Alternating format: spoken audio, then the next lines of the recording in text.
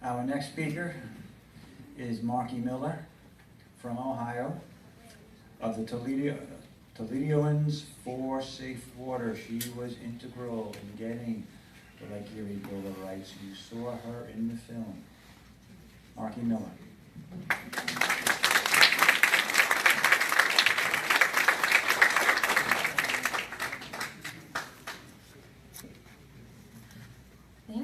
Thank you, and I appreciate everybody being here because I know it's a lovely, sunny November day. It's a level 1 snow emergency back in Toledo, so have nice weather in November. There's lots of fun things you can be out doing it.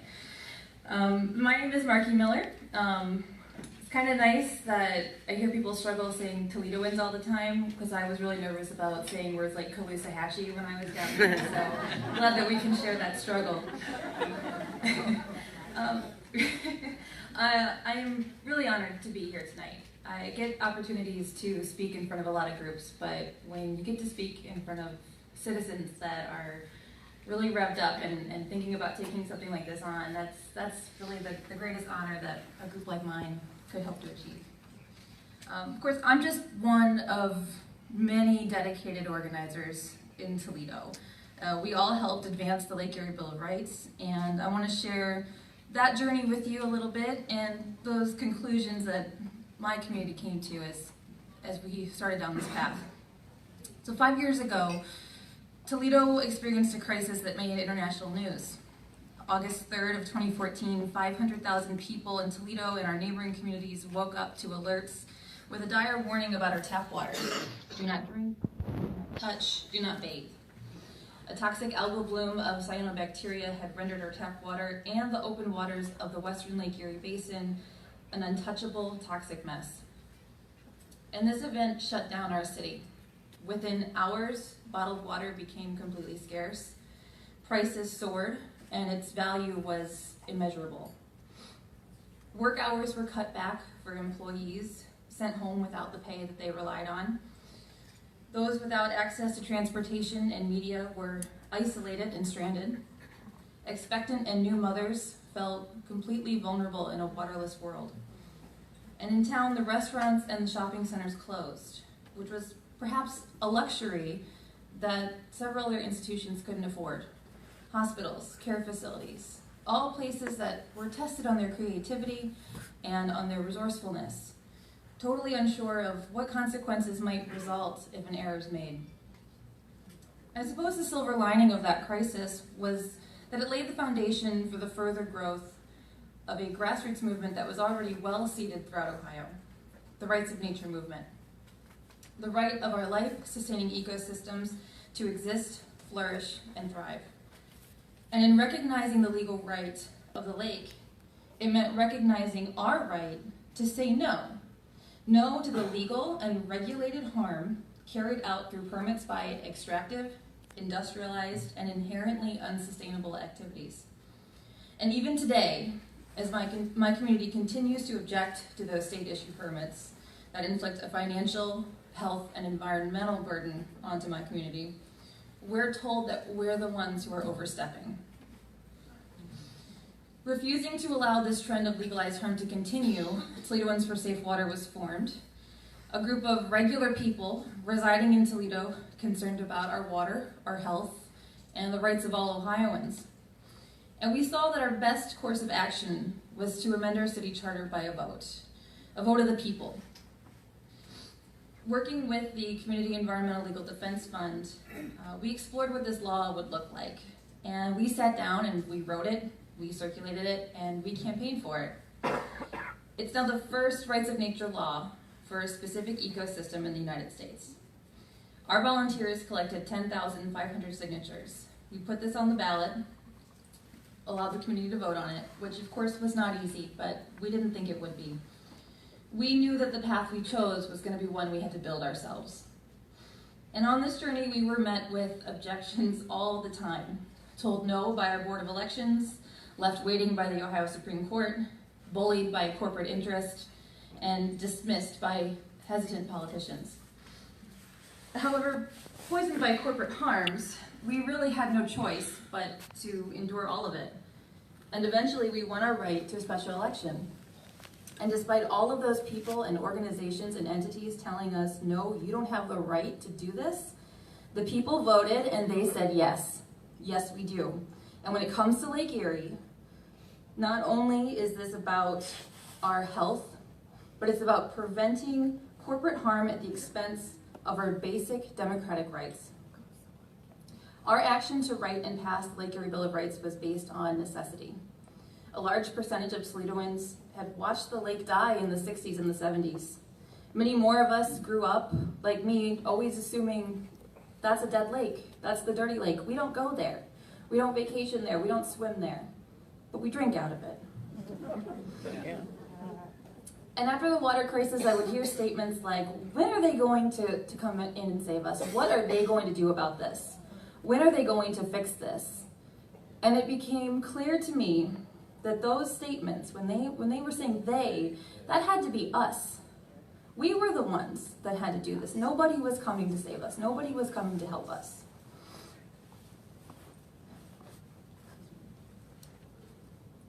During our campaign, we were called outsiders, meddlers, and extremists. A message that infiltrated our local radio stations and arrived in our own Toledo mailboxes. Protecting the health of a lake that sustains us is not extreme. And putting a decision before the people and the community that live there is not meddling. That message, by the way, was crafted and paid for by BP out of Houston, Texas, which, if you didn't know, is just a little bit outside of Toledo. They spent $300,000 to discredit our organizers and discourage our residents from voting on a law that revoked their right to pollute. We had already suffered the loss of our water, the trust in our tap, and now we saw our rights eroded before our eyes. It was no longer a game of speculation or risk assessment. We understood all too well that everything was at stake. But to do nothing was a guarantee that we'd lose it all no matter what. So we could remain obedient to unjust laws that destroyed and oppressed us, or we could start to break down those barriers and empower people to protect and sustain the environments, their homes, and their rights. This February, despite those expensive scare tactics, we passed the Lake Erie Bill of Rights with 61% of a vote.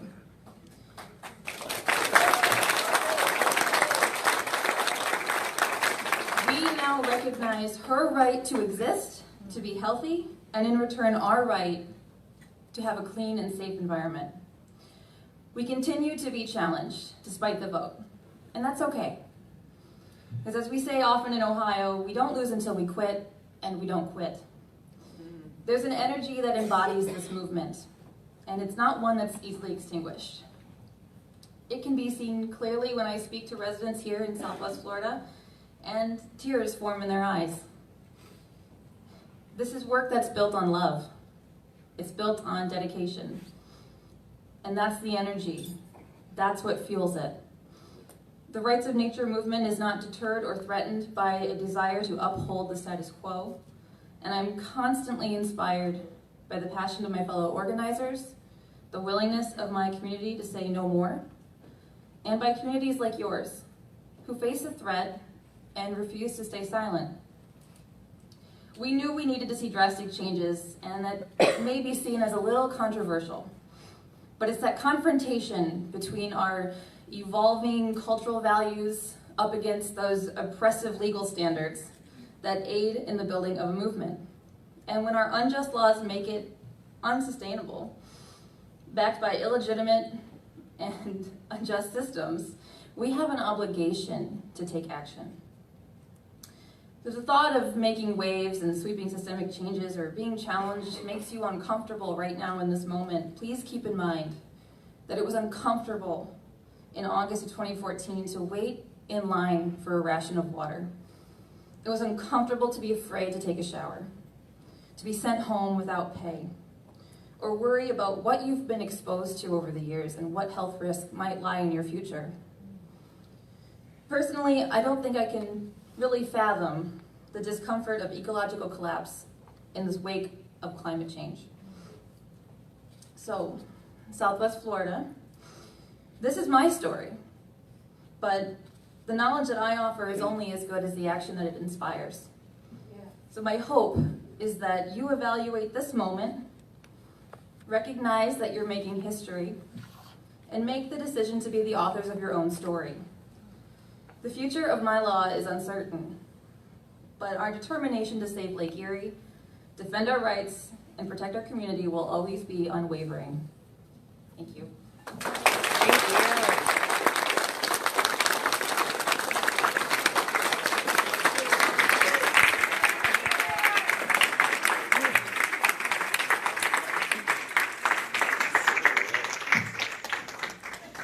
We thought we had an oil problem. We thought we had a fracking problem. We discovered we had a democracy problem. That was one of my favorite lines from the movie, and that was said by Tish O'Dell from CELDF, and she too is here with us tonight. Ladies and gentlemen, Tish O'Dell.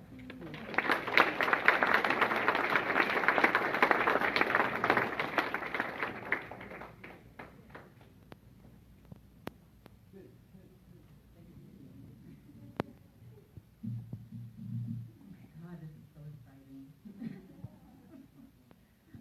I'm the Ohio organizer, not the Florida organizer. That's Sherry and Carl over there, and all you people in this room who are from this county, Lee County. And I'm so touched, I guess, that you guys thought that Ohio could influence and help you guys in some way. Some of you might be thinking, I guess now after seeing all this, you know, what is, I mean, because I know in Ohio a lot of times people get very confused because it's a lot. It's a lot to have thrown at you at one night. You know, what is this community rights and rights of nature movement really all about? Well, it's about realizing that our communities, including the environment, are being seriously harmed. It's about realizing that our government and government agencies are not really protecting our health, safety, and welfare, and certainly not nature's, but rather protecting and legalizing the polluter's profits. And finally, after realizing all of this, it's about no longer simply accepting. No longer accepting poisoned water, toxic air, increasing cancer rates, and the death of the Caloosahatchee River. Did I say it right? Yes. I've been practicing that all day. And possibly just accepting the possibility of the extinction of all life on this planet. Yeah. It's about no longer accepting and instead focusing on change.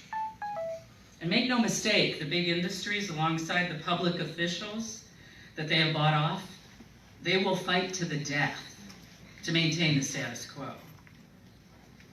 So your local effort is about joining a movement of others who realize that our environmental vandalism is violating the rights of future generations. We are all born into a world we didn't make, and we have to realize that our actions or our inactions leave a legacy for the future to inherit. If we expect basic justice of clean water, air, and a livable climate from our predecessors, don't we owe this to future generations? And we start in our local communities because people are affected locally. Also because local's where we live. It's where we have emotional ties.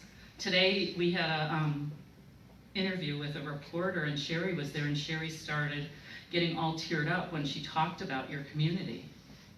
Marky does the same in Toledo. I did the same in Broadview Heights. It just shows how connected we are to our place, to our communities, and to nature in the community.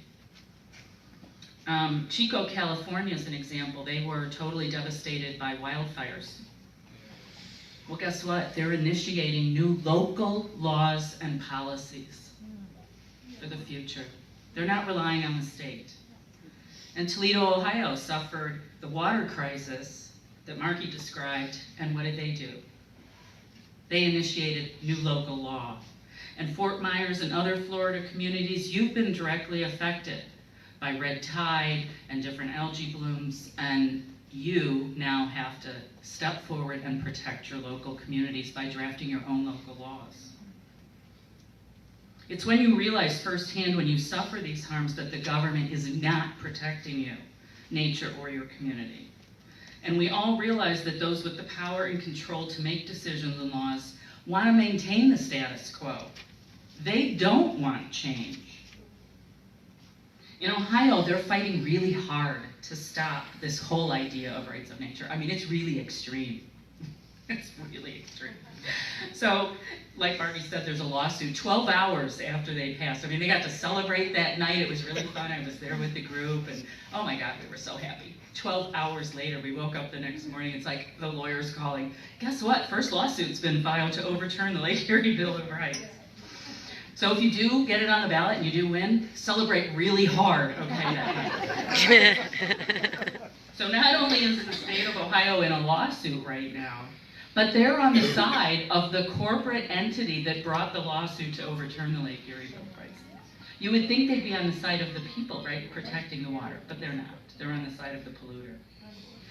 And not only that, but they inserted language this past summer into the summer's budget bill, and it was a law written, the language was written by the Chamber of Commerce, and this is rich, okay? They handed it to one of our legislators, and he obliged and inserted it in there. It says that nature or any ecosystem does not have standing to bring any action in any court of common pleas, and neither does any person on behalf of or representing an ecosystem.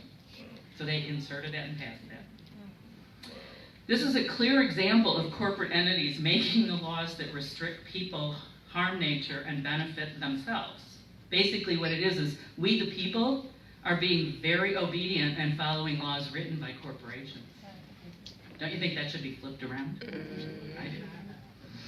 But on top of all this, the state, who claims, okay, in the lawsuit, that they are the protectors of Lake Erie, are at the same time issuing more permits for more big corporate agricultural entities to go into Northwest Ohio that cause the harm.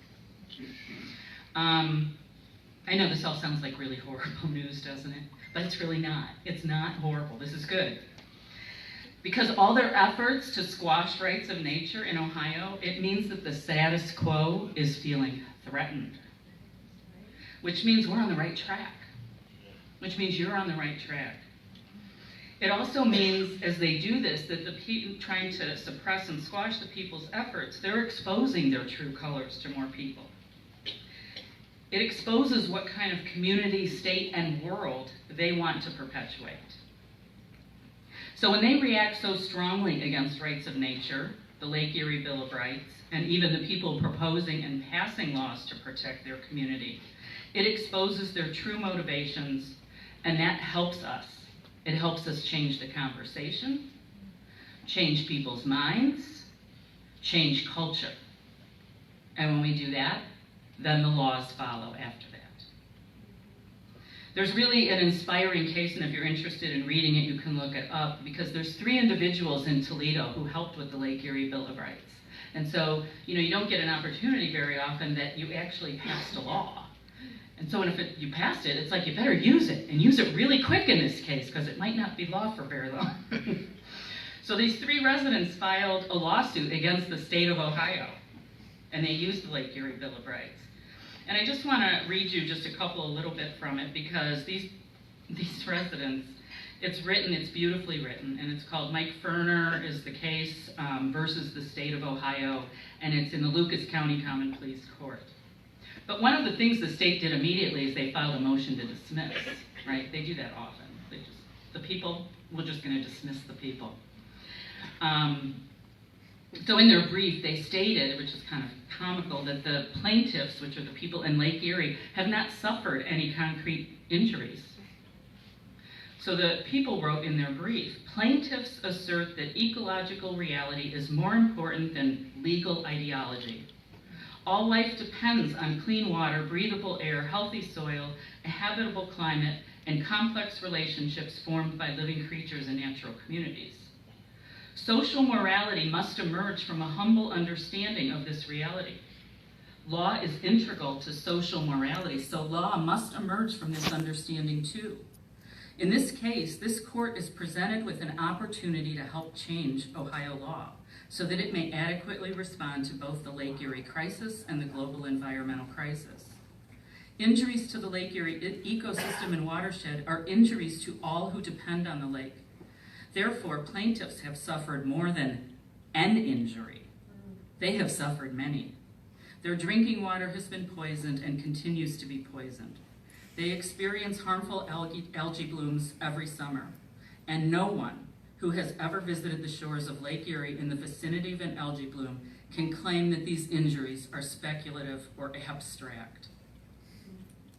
And if citizens could use the Lake Erie Bill of Rights to alleviate the problem corporate power enables, if they could eliminate the phosphorus added to the Lake Erie watershed by corporate factory farms in Ohio, they could eliminate the single biggest source of pollution in the Lake Erie watershed. It is clear then that the poisoning of Lake Erie that the state insures and protects could be redressed by the relief the plaintiffs request. So in other words, it's like they're saying, you know, this is, and we hear this all the time, this is too complicated. How are you gonna, institute this? How is this gonna work? You'll hear that a lot if you do this. And it's, it's really not that complicated because we know where the pollution's coming from.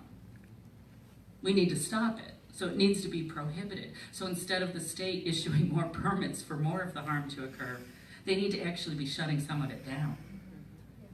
But they don't have the will to do that. So you see, what you're doing here is critical to moving rights of nature forward, changing culture and protecting life. It's do we have the will and the fortitude to make the necessary sacrifices for those who can't make the decisions?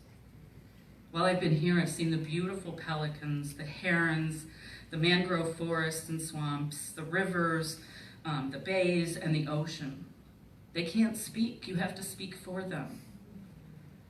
You have to speak for the children that are both here now and those that are yet to be born. Do we want to be spoken of when we are gone as bad ancestors or good ancestors?